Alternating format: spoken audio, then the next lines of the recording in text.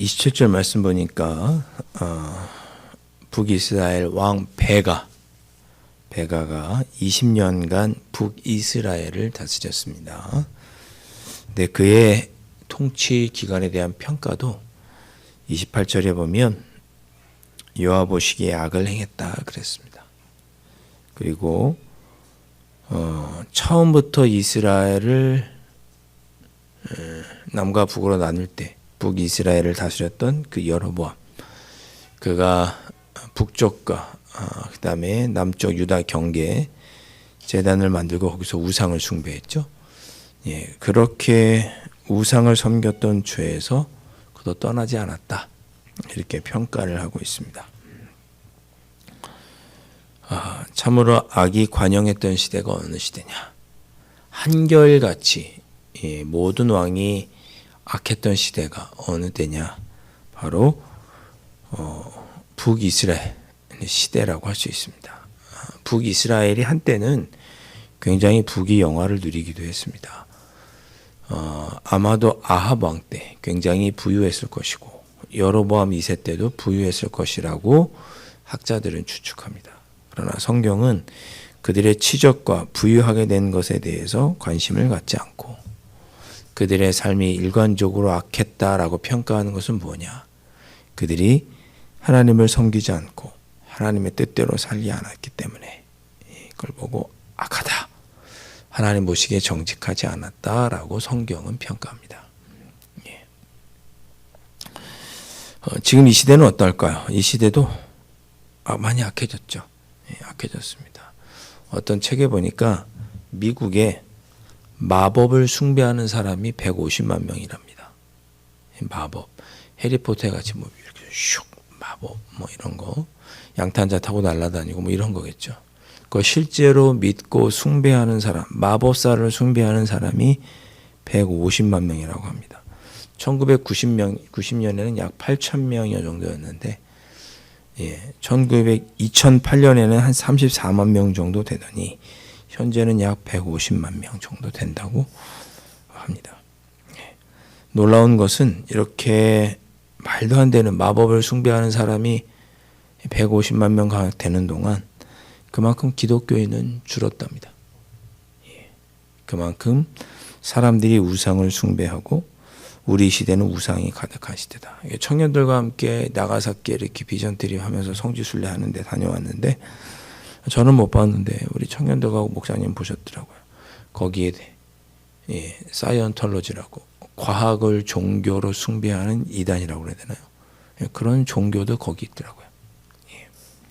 이 시대는 참으로 하나님이 아닌 다른 것들에 관심을 가지고 그런 것들이 가득한 시대다. 북이스라엘의 시대나 지금이나 별반 차이가 없다, 그런 뜻입니다. 29절에 이스라엘 왕 베가 때에, 그렇게 하나님 보시기에 악한 모습으로 살았던 베가 때에 아스루 왕 디글랏빌레셀, 앞장에서는 이 디글랏빌레셀의 별명으로 부릅니다. 불이라고 하는 그의 별명을 가지고 표현했고, 여기서는 이제 그의 이름을 그대로 표기하고 있죠. 디글랏빌레셀이 와서 뭐 이온과 벨메마가와 뭐 야나와 게데스와 하솔과 길로까지 다 이스라엘 북쪽 지역입니다. 갈릴리, 납달리 땅, 갈릴리 주변으로 해서 갈릴리 주변을 포함한 이스라엘 북쪽 지역을 점령하고 백성을 사로잡아 갔다고 기록합니다. 그렇게 땅을 잃었구나라 생각하실지 모르겠지만 이스라엘 가보면 이스라엘에서 가장 비옥한 지역이 이스라엘 갈릴리 북쪽 지역입니다. 이스라엘 북쪽 지역. 그쪽이 평야고 그쪽이 또 물이 있어서 또 요단강도 있고 그래서 농사를 지을 수 있는 지역입니다. 그쪽에 무기또라는 지역이 있고 그 무기또의 헬라식 표현이 아마겟돈이죠. 마지막 전쟁이 치러질 곳이라고 부르는 지역이 이스라엘 북쪽 지역입니다. 비옥한 땅은 다 뺏긴 거예요. 갈릴리 호수도 뺏긴 거예요. 하나님 보시기에 악을 행하고 하나님을 섬기지 않았던 그 죄로 인해서 배가 20년 동안에 그렇게 아수르에게 고통을 받았습니다. 자, 30절 보니까 우시의 아들 요담 제20년에 그러니까 아사랴와 20년에 엘라의 아들 호세아가 반역해서 베가를 쳐 죽였다 그랬습니다. 반역했다는 말이 북이스라엘 마지막 시대에 자꾸만 나오죠. 베가도 자기도 반역을 해서 왕이 됐죠. 마지막 때는 계속 반역하고 다른 사람이 죽이고 대신 왕이 되고, 그가 몇 년 통치 못하고 또 반역당해서 죽고 또 새로운 사람이 왕이 오르고, 그렇게 반복되는 끊지 못하는 악의 역사가 이스라엘 마지막 때, 북이스라엘 마지막의 역사입니다. 베가도 자기가 왕이 누구를 대신해서 반역해서 왕을 죽이고 왕이 되었으니 자기도 20년 동안 누가 나를 반역할까 봐 전전긍긍하면서 살았겠죠.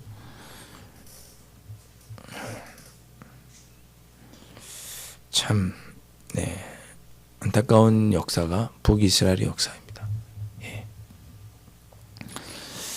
그렇게 그가 죽고 베가의 남은 사적과 그 행한 모든 일이 이스라엘의 역대지락에 기록되었고, 그래서 호세아가 반역하고 왕이 되는데, 이 호세아가 북이스라엘의 마지막 왕입니다.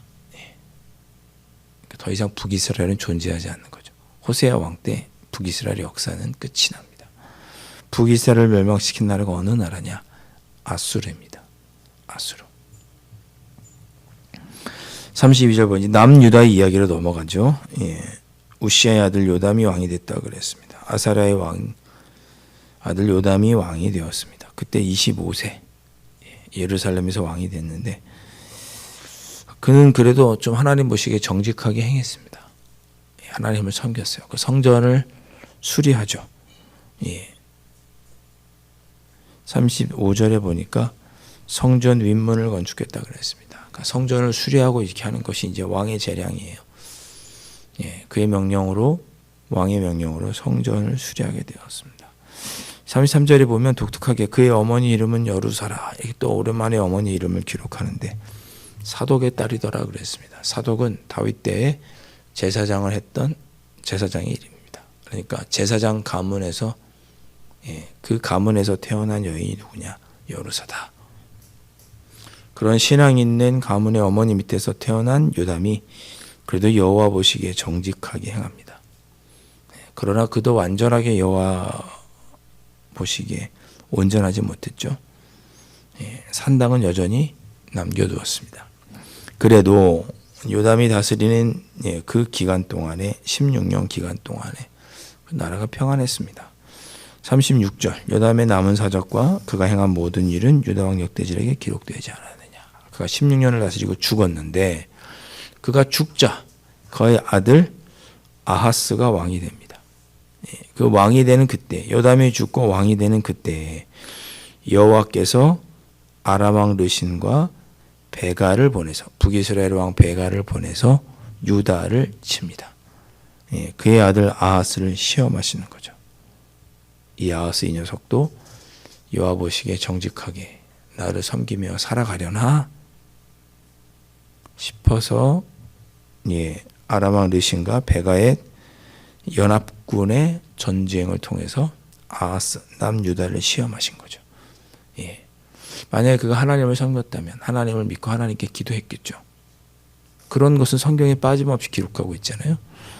여러분이 내일 쭉 읽고 뒤에 쭉 읽어보시면 이 아하스는 어떻게 하느냐? 하나님께 기도하지 않고 아수르와 동맹을 맺고 아수르 보고 이 두 나라를 좀 압박해달라고 요청을 합니다. 그래서 아수르가 그 명분을 얻어서 북이스라엘을 치게 되는 거예요. 그래서 어떻게 되는 거예요? 북이스라엘은 없어지는 거죠, 나중에. 그리고 아하스가 뒤에 장 읽어보면 그 아수르라는 나라에 인사차 방문을 합니다. 근데 거기 보니까 우상을 섬기는 제단이 있는데 크고 멋있는 거예요. 그래서 그 우상을 섬기는 제단을 나도 저 예루살렘 성전에다 지어야겠다. 그렇게 말하고 자기 아들을 불 가운데로 지나게 하는, 죽이는 그런 우상도 그가 섬기게 됩니다. 그런데도 불구하고 하나님은 남유다를 사랑하셔서 아하스가 얼마 통치 못하는데 그가 죽고 나자 히스기야라고 하는 하나님을 섬기는 왕을 태어나게 하시죠. 예. 여러분, 우리는 하나님을 섬겨야 합니다. 하나님을 믿고 하나님의 뜻대로 살아야 합니다. 이건 이스라엘의 역사가 우리에게 알려줍니다. 하나님을 섬기지 않는 삶은 악한 삶이고 그 끝이 언제나 좋지 않습니다. 어떤 책에 보니까 윌리엄 패드라는 사람이 쓴 글에 이런 이야기가 나옵니다. 어떤 사람이 소년 시절에 우연히 길을 가다가 저기서 이렇게 지폐를 하나 발견했어요. 5달러짜리 지폐를 발견하고 이게 웬 떡이냐 이렇게 생각을 했습니다. 그리고 어린 나이 그래서 얼마나 기분이 좋았겠어요. 그때 생각한 거예요. 내가 이렇게 돈을 이렇게 땅바닥만 보고 이렇게 잘 유심히 봐도 돈을 줍는구나. 그렇게 생각하고 그때부터 땅바닥만 길바닥만 보고 다녔습니다. 그가 평생에 땅만 보고 돈만 떨어진 것만 주운 거예요. 그가 죽기 전에 자기가 땅을만 보고 다니면서 이렇게 주었던 것을 한번 헤아려 보았습니다. 그랬더니 평생 주운 것을 보니까 단추가 29,000여 개, 머리핀이 54,000여 개, 동전기도 수천 개를 동전도 주었습니다. 땅만 보고 다닌 거예요.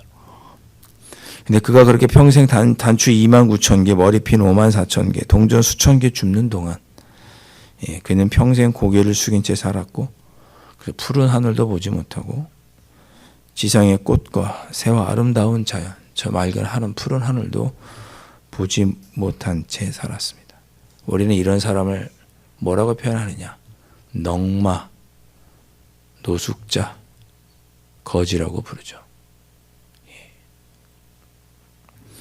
여러분, 어쩌면 우리가 더 고상하고 아름다운 것이 있는데도 그걸 보지 못하고 이 땅의 것을 집착하고 살아간다면 그것은 겉모습은 세상 사람들이 보기에 번지를 할지 모르지만 하나님 보시기에는 넝마, 노숙자, 거지와 다를 바가 없다. 감히 그렇게 비유해 볼 수 있겠습니다. 이 땅의 것을 바라보고 이 땅의 것에 붙들려 살지 마시고 오늘 하루도 하나님만 바라보시고 하나님 의지하며 살아가시는 여러분들 되실 수 있기를 주님의 이름으로 축원드립니다.